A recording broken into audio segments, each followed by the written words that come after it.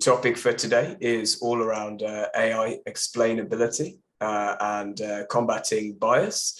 With me, I have my co-founder and our CEO, Romain, myself, Atish, and our guest for today, Nico. So I think maybe a quick round of introductions, perhaps for Romain and I, not so much.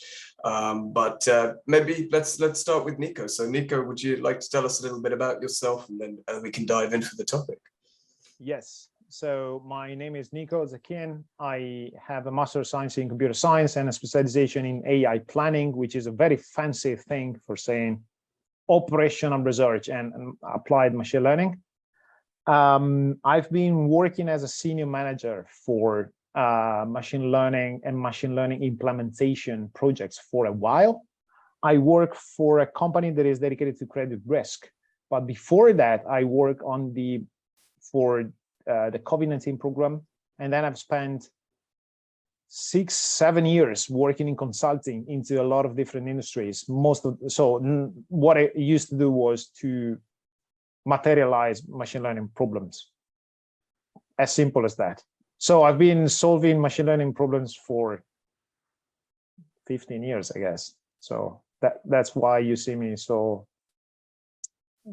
old, and so that's why we see you on this round table today, because I think you can bring a lot of lights on a complex topic that sometimes, people in the industry, they don't understand it. I mean, myself, sorry, I jump in, but then myself, I don't have any AI and ML background, but I came with Atish to the understanding that it can be very useful to accelerate the solving of some problem that existed already in industry 10 years ago, 15 years ago.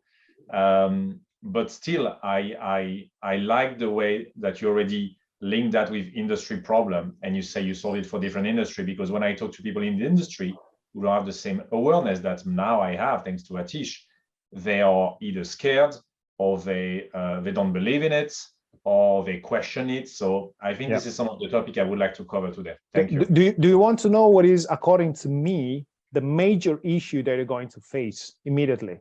Yeah, because I've been in your position for a long time.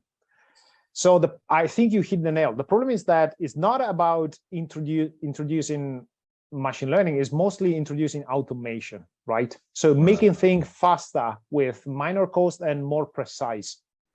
Fine. The problem is that there is a lot of elements. So there are problems for making the knowledge available in order to train systems. And secondly, there is also governance applied to a lot of different sectors. So what it means is that you can start building a system that is capable of automating. But the problem is that this reluctancy from the rest of the industry depends on the fact that if you fail to reach the goal that they have in their mind, okay, and bear in mind that I said it's in their mind, so you need to put it on paper, which is another thing, okay? Yeah. They will not say, I don't know, Atish is not capable of doing it, or Nico cannot do it, or I don't know, Wiia cannot do it, or Deloitte. It doesn't matter. What they will say is that it's not possible to do it with ML or AI. Yeah. So do you understand the difference? It's a huge difference, because if you don't manage to solve a problem, they will not believe the technology at all.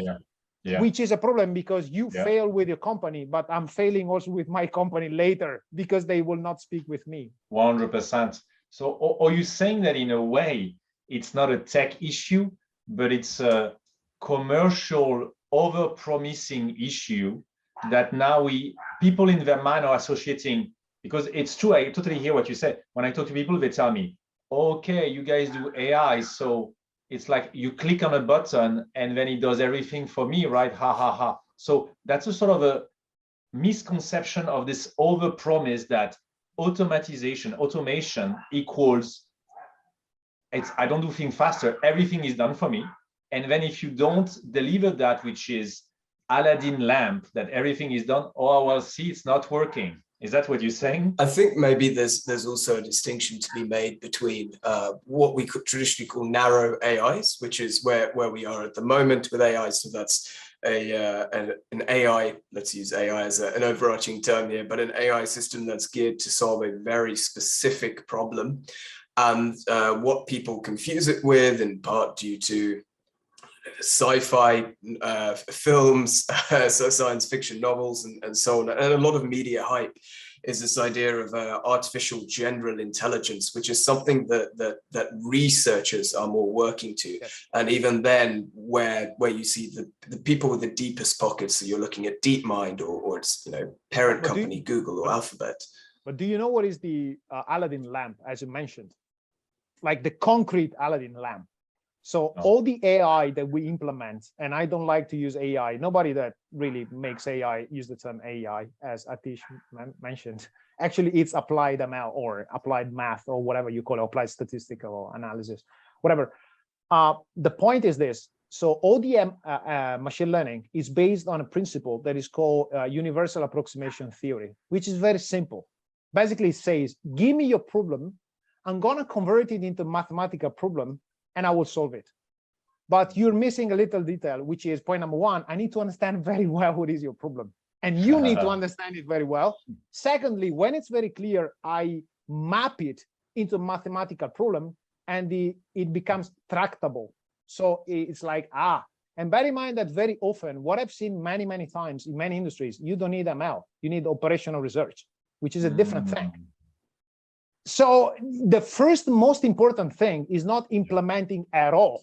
It's to sitting with the client, listening to the client, having a roadmap on exact questions that you want to ask, because some things is very important, something is not that much important. And then you progress with small wins, and you show that you have constant delivery and giving value to whatever it's doing. Because otherwise, as I mentioned to you, it doesn't trust, you will not, this client will not trust you. And the problem is that it will not trust technology at all. So the point is, it will go on for 20 years and like, no one can beat a person.